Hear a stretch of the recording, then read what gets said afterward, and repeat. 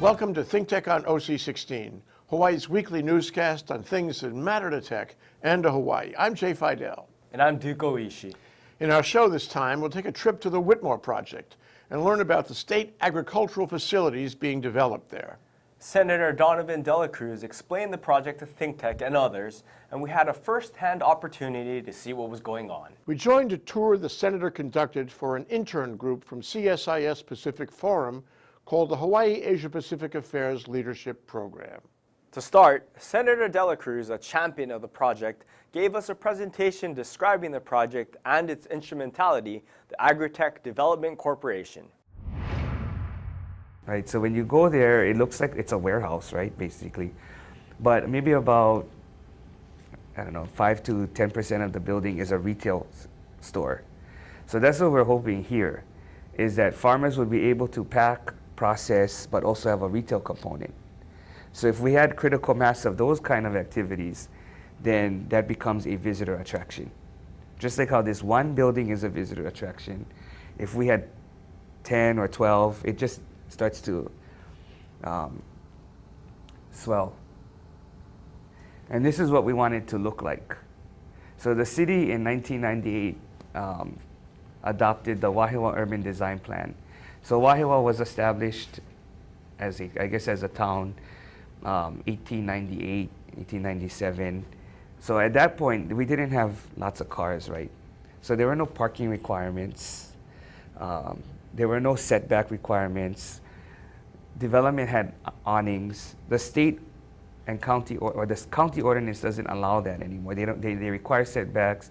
They require parking requirements. They don't allow awnings. So it ends up not looking like Wahiawa. So we want to make sure that there's a historic feel on the exterior of all the buildings that are developed. So this is what I was telling you about. This is Wahiawa right here. This is Whitmore. This is Haleiwa. So this map is a little bit off. And then this is Mililani.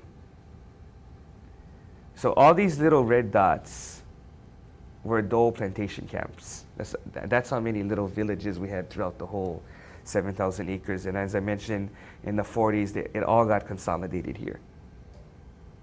So what we want to try to do as we develop the park is make sure that pathways, pocket parks, gardens are all named after each plantation camp, so we can provide some historical context and education. This was the Sugar Train Bridge that when it came from Honolulu through Wahiawa, past Whitmore, and went to Wailua. So if we can recreate this bridge as far as design, but make it just for use of pedestrian, then you can connect Wahiawa and Whitmore instead of just having the Kamehameha Highway Bridge. So even though the exterior, we wanted that historic sense, we want to make sure that inside the buildings is very modern so that we can provide technology jobs. The decline of sugar and pineapple has drastically reduced Hawaii's agricultural industry. Local people have lost their jobs and active farmlands have become inactive. In an attempt to revitalize the industry, the legislature established the Agribusiness Development Corporation, or ADC. ADC and the Whitmore Project are intended to revitalize local agriculture by increasing local food production, creating jobs, public-private partnerships, and workforce housing in a live, learn, work, and play environment. For the tour, we drove over to the old Tamura warehouse, now owned by the state in downtown Wahiawa. It's run down but contains loading docks and a freight elevator. This will be made into a processing plant for project farmers. This is 24 acres of buildings that used to provide a base for Dole's operations. That kind of long building there with the African tulip tree, that's where the trucking shed, mechanic shop used to be. Someone said that this was like where they housed things like hay for other farmers, right? Something like that. Hay barn. But you can see the potential if we were to retrofit, redevelop this, try to keep the historic look. The concrete is there, right? I mean, there's water, there's electricity, versus us having to put that on ag land. Imagine you want to have your operations right next to your farm. That's going to be a cost to the farmer. We really need to focus on planning and designing the 24 acres, right? You kind of want it like you want it to be an experience, right? You want it to be operational and produce maximum results for the farmer, but you want it to be an experience for the visitor. And I'm not necessarily a huge fan of the farmer's market on the property. I actually believe if everybody had their retail component as part of their facility, then that would allow people to meander throughout the whole park. I think there's about 30,000 square feet of space, roughly, give or take. Most of it is empty, but just like a shopping center, we can CPR it, or another process similar to CPR. And you can see we got loading docks. There's an entrance from Plum Street and California Avenue. It's on the main street, so if people did do packing and processing in addition to retail, it's ideal. Prior to Tamura's warehouse, this was a hardware store. And I believe even sometime before that, this was where Standard Oil used to be. These two gas stations were where the train station used to be. So that's Kane Street and that's South Kane Street, and the train used to come from Honolulu all the way through here, stop over there. And that's why you kind of see parts of the old Main Street, you know, those awnings and things like that. You see from that side, the old. So you can kind of imagine that when that was a train, just like the Westerns, when the train would stop, people would leave and come and leave and come, and they would go to restaurants and things like that. Yeah, so I kind of feel like it's important to somehow capture that history and that story. Wahewa, like I mentioned, was around 1897, 1898. One of the king's cabinet members convinced some of his farmer friends from California to move to Wahewa. That's why it's called California Avenue. And some of the streets are named after them. Ames, Kellogg, Karsten Drive, and Karstenstadt Bridge. That's Karstenstadt. That was a German seaman who got stuck in Hawaii, stayed in Hawaii. Because it's such an old town, most of the street names are not Hawaiian. It's before the ordinance that required it. And that's the Wahewa Transit Center that can go 2 stories higher. So if we did do a pedestrian bridge, as I mentioned, somewhere on the other side, you could connect Wahewa with Whitmore. And hopefully this facility and and those facilities as bookends. The plan will provide long-term leases and rental credits, decrease shipping costs, retrofit existing processing facilities, make fallow land productive again, expand and diversify agricultural products, create co-op opportunities to buy equipment and supplies, and provide workforce housing. It's ambitious. We visited various lands once owned by the Galbraith Estate and the Dole Plantation. The state now owns these parcels, and some are available for lease to project farmers. Other lands are not yet available. They'll have to be cleared for farming later. The group drove over to the home base of the project, which is on the site of the former Dole Plantation office and farm equipment storage facility. We took a tour of the recently developed tenant farms there, including the Bullet Hatcheries, which is an aquaponics tilapia hatchery, and a blueberry farm pilot project.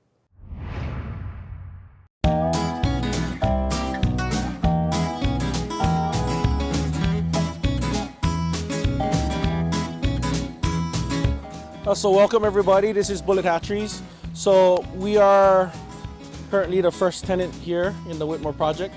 We specialize in aquaculture, breeding and genetics. We specialize in tilapia. So with tilapia, we're basically stuck with what's been here all these years. It's illegal to import any new hybrids that are traditionally used in new farming for food production nowadays. So the only other thing you can do is create your own super hybrid through research and development. So right now we are probably at approximately 1.6 million eggs annually as far as our facility's capacity, and that translates to like 6.2 to 6.4 million pounds of fish, which justifies a commercial processing facility, which is the goal, yeah. So with the Whitmore Project, processing is key.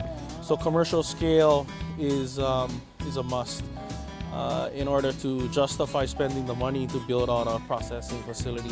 So we have machines that we're looking into that actually, the best one we found can gut and scale 27 fish per minute, and it eliminates 11 fish cutters. So for us, we're looking at hiring people that can run machinery, computers, high-tech, high-paying jobs. That's supposed to be blueberry experiment and mamaki experiment. So CTHAR had 40 acres on Dole within the Dole lands. 20 acres was theirs, 20 acres was leased by Dole. But because it's all for sale, somebody bought Dole's 20 acres. So CTHAR had to move out of those 20 acres. And so they started to put some of their things here temporarily. They still got to figure out what the agreement is with ADC. But if we don't get the lands up, if we don't buy land, that 40 acres that was managed by CTHAR or leased by CTHAR is now going to be gentleman farms.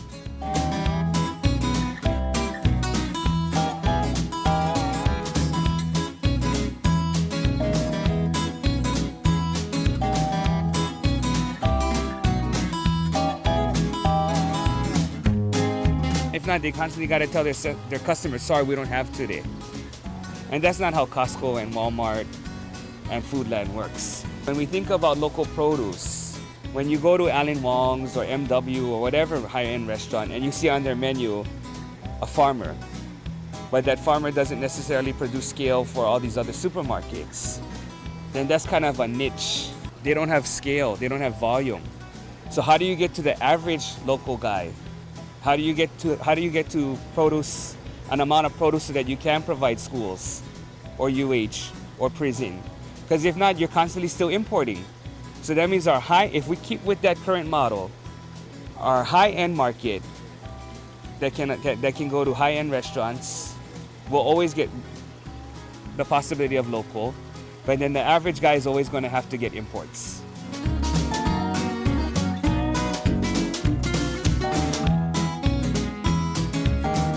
This space is underutilized because with all this investment, they should be getting things like, co-working spaces for community people or things like that.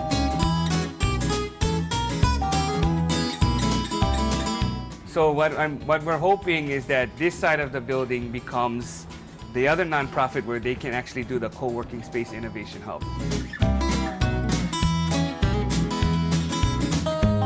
If this became the incubation hub co-working space, then this is the kind of area you also want, right? If people in their little space and they just kind of want to take a break, then there's this desk, there's a community kitchen right there. Get some inspiration by hearing the chickens. But what I like about it is if they are working on Agritech apps and programs, software, then our lessees are in stone's throw. So you really can have that collaboration. This is part of the 57, right? The 57 acres. The 24 acres ended at the end of this trucking shed, where that road. So now the 257 goes around the village all the way to the Christmas tree farm. And we visited a research facility operated by the UH College of Tropical Agriculture and Human Resources, CTHAR, where Jari Sugano, an extension agent, talked to us about the research programs she is doing to support the project, including research on aeroponics and screen buildings to protect against pest and disease. We also visited test fields of dryland kalo, tea plant, mamaki, and blueberries. This is the Paomoho Research Station. It's one of over a dozen stations that the University of Hawaii maintains. And the purpose was originally to do the research out here and take that information back to the university and then also disseminate that to the farmers. Today it's much different. The research station isn't fully utilized for research, so we've sort of started to transform that into applied research and education for the farmers as well as for homeowners as well as the public. So like Donovan mentioned, we had to prioritize ourselves. There's basically just myself in a full-time position, and we have a temporary position, which is another junior agent who services all of Oahu's edible crop farm. So fruits and vegetables, anything edible. There's basically one full-time permanent position and one temporary position. So we had to prioritize where the homeowner falls, you know, the small farmer as well as a big farmer. And so we've been prioritizing that, and then we've been coming up with ideas on how to service the big guys and the small guys. And the small guys are just as important as the big guys. It's just how to make that more sustainable and more economically viable. So we've been working on some projects that I can show you around here. This was our aquaponics. So people wanted to know how to utilize the fish waste and grow vegetables as well. So it's an aquaponics system. Right now we just have taro. We have a researcher looking at the Korean natural farming technique, and she's trying it in addition to the aquaponics system. But I wanted to leave you here because if you guys have any interest in green onions, please help yourself. We got tons. And then if you wanted to take home a mamaki plant, we got mamaki plants too. So going back to value-added microclimate products, you know, these are things that we can test. CTHAR has been doing a lot of testing. They've tested teas, they're testing this. So how do we transition research and development to scale and economic development? That's missing right now. My understanding was that there was only one mamaki scaled farm, and that was on the Big Island. And then it got bought out, I think, by a Texas pharmaceutical company. So you can see this at farmers markets, at craft fairs. People personally bag mamaki, but nobody has a scaled mamaki farm. We also visited various sites that are being made available for lease to farmers as a part of the project. We visited a site where a tenant farmer has built a water catchment reservoir, a site with fresh plantings to be harvested this summer, and a site of fallow, uncultivated land.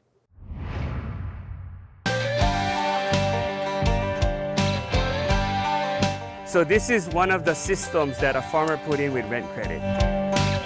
So they'll be able to, I think they're going to be able to pump from nearby or rain catchment or whatever the case, but it's different tiers. So this is the last tier. So that way they'll have access to water, because this is water catchment, right? And this is probably all going to become cover crop. This is leased, so I think this is Larry Jeff's. There's some infrastructure that ADC's putting in or supporting via rent credit. ADC asked for $15 million so that we can put in big infrastructure, and then people can go and tap into it. But when it went through the governor's budget, it got cut. So the legislature is going to have to decide if that's a priority. Yeah, that'd be an interesting seminar, going through the capital improvement budget with you guys to see what departments ask for and what they get. We just bought this land in 2012. I mean, I would like it faster, but it seems like, according to how government normally works, this is rather quick. So this is a Christmas tree farmer. So some people actually come up here during Christmas and get their Christmas trees from that farmer. So because we bought this land, he worked with ADC, I guess, in extending the amount of land he uses. But could you imagine, as long as Dole owned it and they did not know who would buy it, if they stopped his lease, how are you going to pick up all those trees and move them? I mean, going back to, you need the long-term lease. You cannot be month to month. Then we visited the land next to Kemo'o by the lake, owned by the Hawaii Housing Finance Development Corporation, HHFDC. This will provide workforce housing. Once the housing is complete, the state will have to invest in the Wilson Reservoir to serve the increased population. When we go over the bridge, take a look on the right, and you can see the dam. You can see the outfall from the dam. Okay. So the wastewater treatment plant is on the other side of this little island, and that's where the outfall is from the wastewater treatment plant. But look at the potential for bass fishing and stand-up paddling tournaments and kayak tournaments, right? Part of it is stagnant just because we don't use it as often, because this is sugar. So when I was a kid, this thing would almost drain out. And then, because the dam, it's a man-made dam, right? This lake it's actually part of Kauponhoa stream. But it still takes some local leadership to say, hey, look, this is an asset that we should be. Because you could do bike path around, walking path around, hiking trails. And we stopped by the Green World Coffee Farm as an example of the marketing opportunities for local farm products. Green World Coffee Farm markets only local agricultural products. It serves a large number of tourists visiting the North Shore and thus has implications for the visitor industry.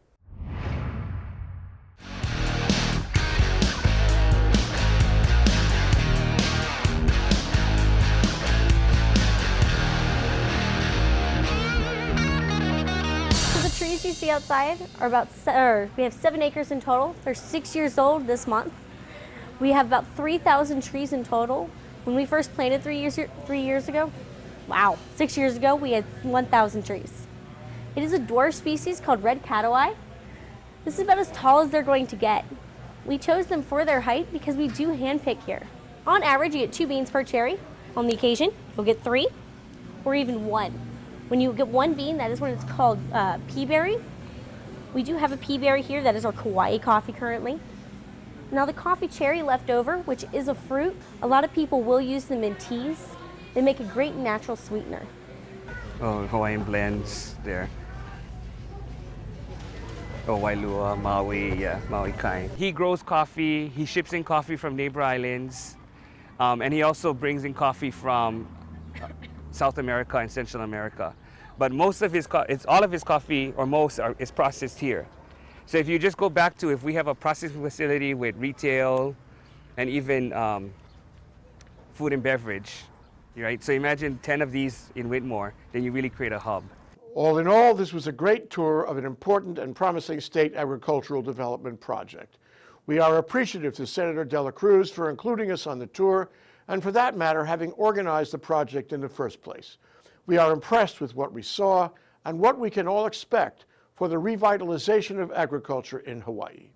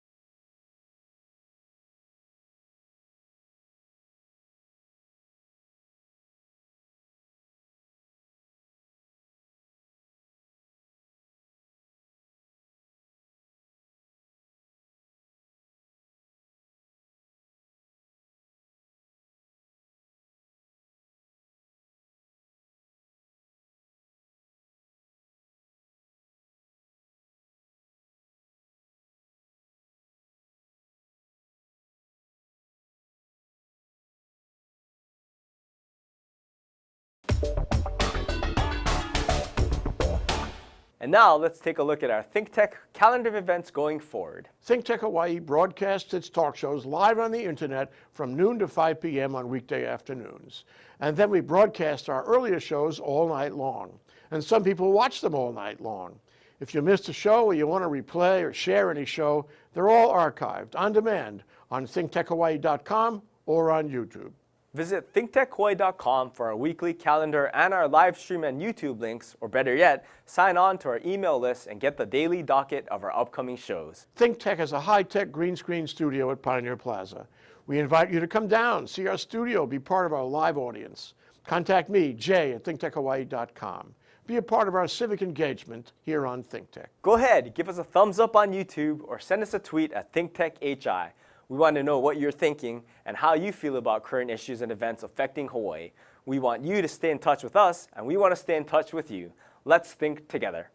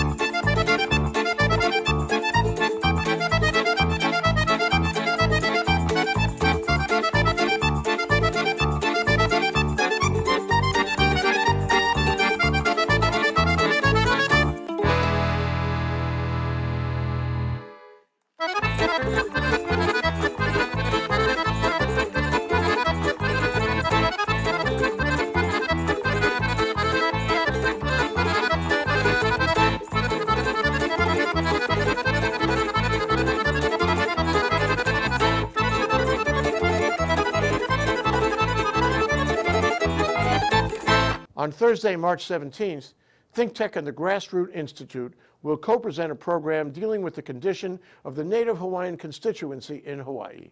It's called Solutions Beyond Sovereignty and will be presented at the Anthology Theater in Bishop Square. At this program, we'll explore the ways Hawaii can empower the Native Hawaiian constituency other than by reinventing sovereignty. Join us and raise your awareness about the critical changes affecting and taking place in Hawaii. Be a part of the conversation and sign up to attend on thinktechhawaii.com. We'll be right back to wrap up this week's edition of ThinkTech. But first, we want to thank our underwriters.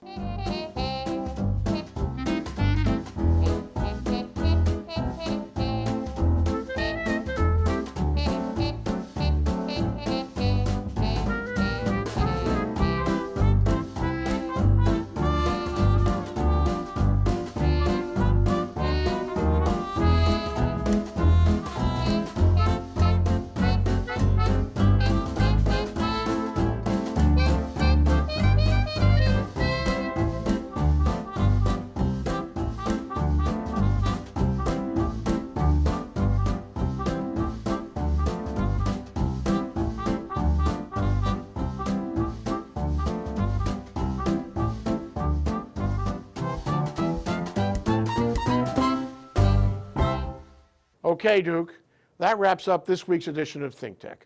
Remember, you can watch ThinkTech on OC16 several times every week. Can't get enough of it, just like Duke does. For additional times, check out OC16.tv. For lots more ThinkTech videos and for underwriting and sponsorship opportunities on ThinkTech on OC16, visit thinktechhawaii.com. Be a guest or a volunteer, a producer or an intern, and help us reach and have an impact on Hawaii. Thanks so much for being part of our ThinkTech family and for supporting our open discussion of tech, energy, diversification, and globalism in Hawaii. You can watch this show throughout the week and tune in next Sunday evening for our next important weekly episode. I'm Jay Fidell. And I'm Duke Oishi. Aloha, everyone.